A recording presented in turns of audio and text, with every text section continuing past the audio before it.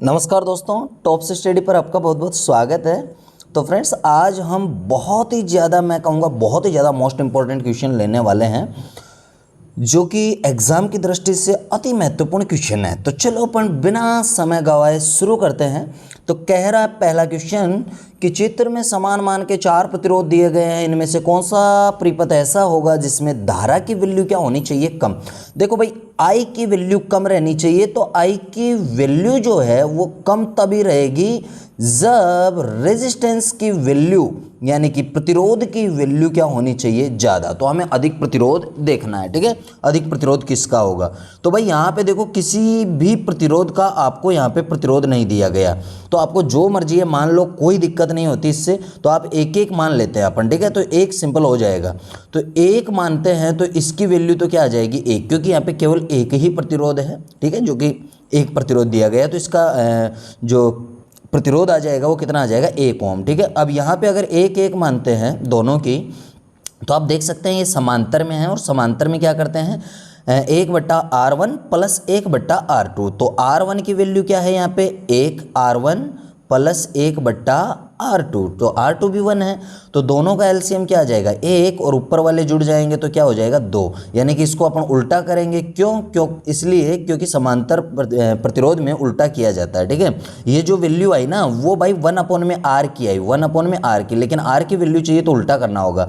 तो 1/2 जो होगा ये इसका क्या आ जाएगा, प्रतिरोध, ठीक है। अब 1/2 को अपन कह सकते हैं 0.5, ठीक है। तो 0.5 जो होगा ये इसका क्या हो जाएगा, प्रतिरोध हो जाएगा। किसका, बी ऑप्शन का 0.5 हो जाएगा, ठीक है। तो चलो यहाँ पे 0.5 अपन लिख देते हैं। तो 0.5 जो है वो अपन यहाँ पे लिख दिया है कि इसका 0.5 आया। अब देखो तीसरे को देखते हैं। तो आप एक चीज़ को समझो कि यहाँ पे और यहाँ पे इक्वलता आपको दिख रही होगी, थोड़ी सी सिमिलरिटी दिख रही होगी। यानी कि यहाँ पे अगर 0.5 आया तो ये भी तो वैसा ही है, ये भी समांतर में है, तो यहाँ भी 0.5 आएगा, और इसको तो हमें एक मानना ही है। तो टोटल दोनों को जोड़ेंगे तो क्या आ जाएगा, 1.5, यानी कि सॉल्व करने की आवश्यकता ही नहीं है। अब डी जो ऑप्शन है, यहाँ पे देखो दोनों प्रतिरोधों को आपको एक एक मानना पड़ेगा, सभी का माने तो मानना पड़ेगा।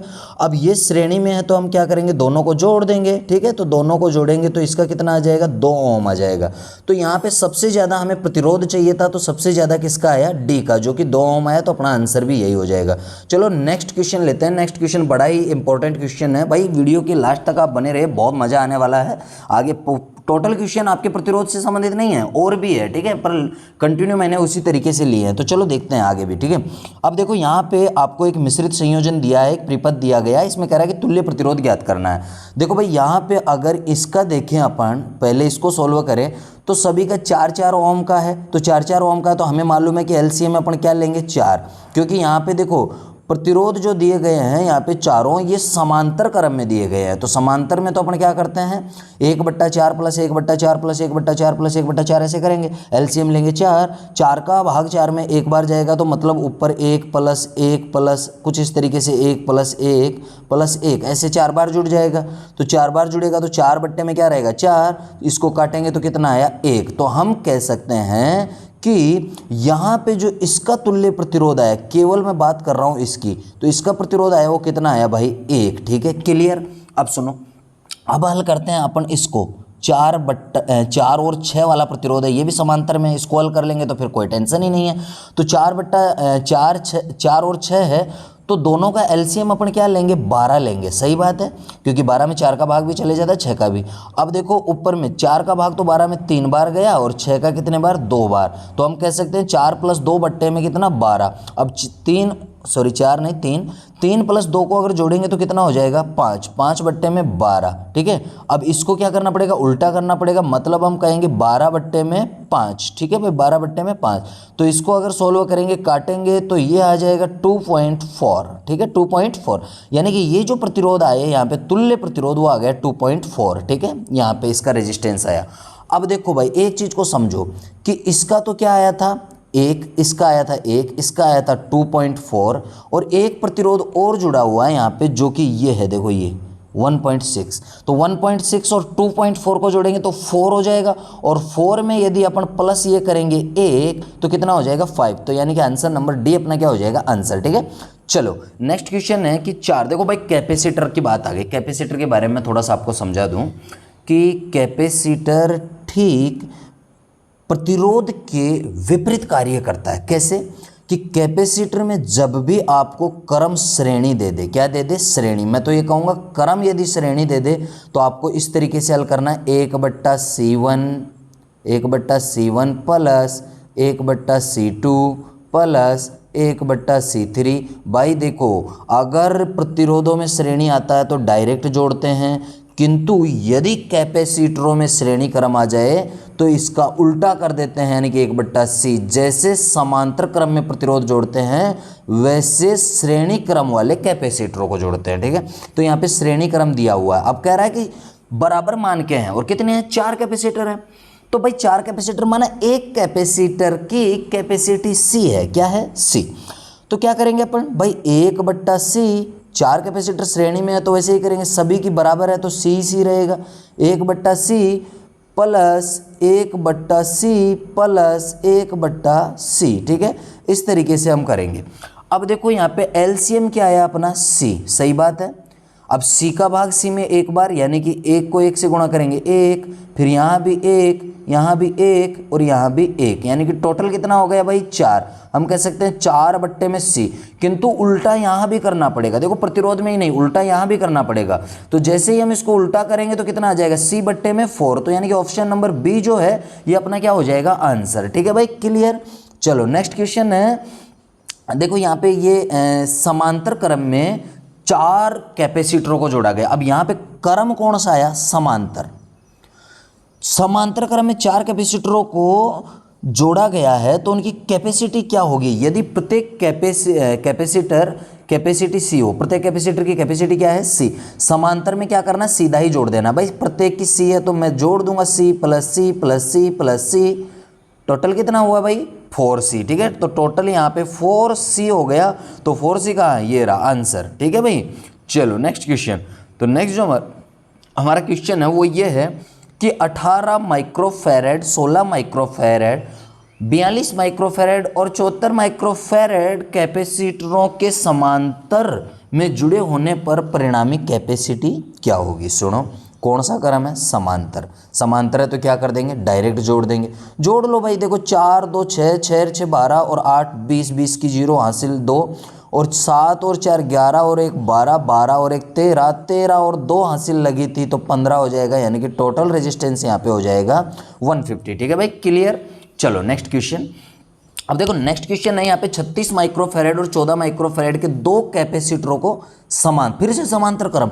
भाई फिर से समांतर क्रम आ गया, अरे क्या, देखो 36 है और यहाँ पे 14 है, ठीक है। तो इसको अपन क्या कर देंगे, डायरेक्ट जोड़ देंगे, क्योंकि भाई समांतर क्रम है तो कोई दिक्कत ही नहीं है। कैपेसिटर अगर समांतर में है तो डायरेक्ट हम जोड़ देंगे, 36 प्लस 14 इक्वल टू यहाँ पे 50 हो जाएगा, ठीक है। तो आंसर नंबर अपना कौन सा हो जाएगा, ए। चलो भाई नेक्स्ट क्वेश्चन की ओर बढ़ते हैं। नेक्स्ट क्वेश्चन कह रहा है कि 4 माइक्रोफैरेड कैपेसिटी के 3 कैपेसिटरों को श्रेणी क्रम में जुड़े होने पर कुल कैपेसिटी, देखो यहाँ पे अब आ गया श्रेणी क्रम, तो श्रेणी क्रम आपको अच्छे से देखना है, ठीक है। 4 माइक्रोफैरेड के कितने कैपेसिटर हैं, 3, समझ में बात आ गई होगी। तो हम क्या करेंगे, देखो भाई जितने माइक्रोफैरेड के 3 कैपेसिटर है तो हम तो यहाँ पे श्रेणी क्रम में तो उल्टा ही करेंगे, 4 के हैं, ठीक है, 4 के 3 है, ठीक है। तो यहाँ पे 1/4 प्लस 1/4 प्लस में फिर से 1/4, क्योंकि 3 कैपेसिटर है। अब एलसीएम क्या आ जाएगा, यहाँ पे 4 आ जाएगा, एलसीएम आ जाएगा 4। और यहाँ पे देखो 4 का भाग 4 में एक बार, जब नीचे में हर समान हो तो कुछ नहीं रहे, डायरेक्ट तुम ऐसे कर दिया करो कि डायरेक्ट यहाँ पे ऊपर जो लिखा हुआ है उसी को लिख दो, 1 + 1 + 1। तो यहाँ पे क्या आ गया भाई, 3 + 4। तो इसको उल्टा करेंगे क्योंकि समांतर क्रम में है तो उल्टा किया जाएगा, तो 4 क्या आ जाएगा, 3, यानी कि टोटल कैपेसिटी आई वो आई 4/3। तो 4/3 के कहाँ दिख रहा है, ऑप्शन नंबर बी आपका क्या हो जाएगा, आंसर। चलो नेक्स्ट क्वेश्चन वही है, क्वेश्चन नंबर नेक्स्ट है जो कि है कि 28 माइक्रोफैरेड प्रत्येक कैपेसिटी के 2 कैपेसिटर है, उनका प्रत्येक की जो कैपेसिटी है वो 28 माइक्रोफैरेड है, श्रेणी क्रम में जुड़े हैं, तो उनकी कैपेसिटी ज्ञात करो। भाई 28, देखो सुनो, समांतर में श्रेणी क्रम में है तो श्रेणी में तो वैसे ही करेंगे 1/C1, तो C1 कितना है 28, और कह रहा है कि दूसरा भी समान है तो C2 भी क्या हो गया 28, ठीक है। तो यहाँ पे एलसीएम क्या आ जाएगा, 28 ही आ जाएगा, है ना भाई। एलसीएम आ गया 28 और 28, देखो नीचे समान है तो ऊपर दोनों को जोड़ देंगे, 1 + 1 यानी कि कितना हुआ 2, 2 से 28 को काटेंगे तो कितना हो जाएगा 14 बार कट जाएगा, ठीक है। तो 1/14 आ गया, किंतु अब उल्टा करेंगे तो क्या आ जाएगा 14/1, तो 1 का तो कोई महत्व नहीं है, तो 14 हमारा आंसर हो जाएगा, यानी कि ये 14 जो है यही अपना क्या हो गया आंसर। चलो नेक्स्ट क्वेश्चन है कि 2 माइक्रोफेरेड, यहाँ पे माइक्रो नहीं लगा हुआ, कोई दिक्कत नहीं है, वो लिखने में त्रुटि हो गई क्योंकि त्रुटि वंश गलती हो जाती है। तो देखो 2 माइक्रोफेरेड और 3 माइक्रोफेरेड कैपेसिटी के 2 कंडेंसर वही है श्रेणी क्रम में जुड़े हैं, और 2 माइक्रोफेरेड का एक अलग से कंडेंसर यानी कि कैपेसिटर उसके समांतर क्रम में जुड़ा है। देखो ये समांतर में, ये श्रेणी में, तो ये मिश्रित में आ गए, ठीक है।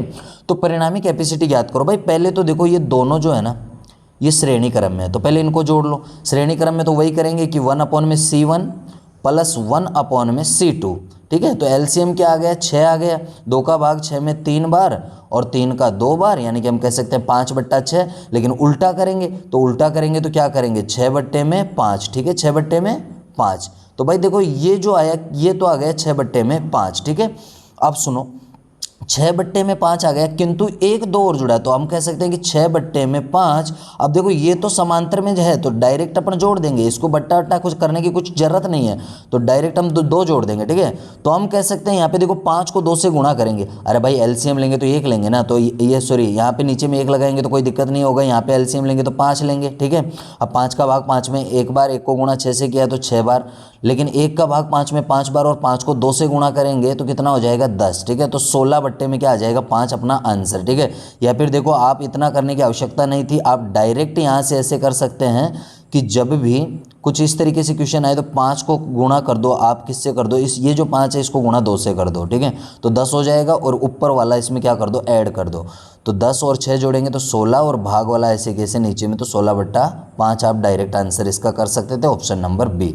चलो भाई नेक्स्ट क्वेश्चन है 16 माइक्रोफेरेड और 32 माइक्रोफेरेड कैपेसिटर, 3 कैपेसिटर श्रेणी क्रम में जुड़े होने पर कुल कैपेसिटी इनकी ज्ञात करो। तो भाई देखो श्रेणी क्रम है, यहाँ भी कौन सा क्रम है श्रेणी, तो श्रेणी में क्या करेंगे अपन वही करेंगे 1/16 यानी कि C1 + 1/C2 और +1/C3। तो C3 कितना है यहाँ पे 32 है, ठीक है।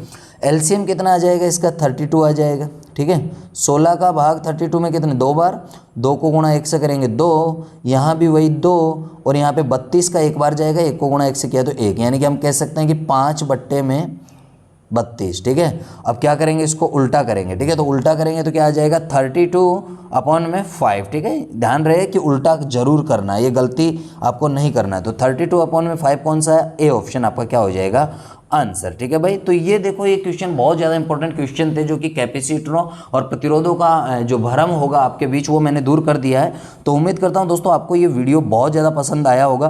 प्लीज़ यार वीडियो आपको पसंद आए तो प्लीज़ वीडियो को एक लाइक तो बनता है, वीडियो को लाइक कर दीजिए, और चैनल अभी तक आपने सब्सक्राइब नहीं किया तो चैनल के लाल बटन को दबाकर जरूर सब्सक्राइब कीजिए, ठीक है। साथ ही हम मिलेंगे नेक्स्ट वीडियो में, आज के लिए इतना ही काफ़ी। Thank you for watching my video देखने के लिए आपका बहुत बहुत धन्यवाद। जय हिंद, जय भारत, वंदे मातरम।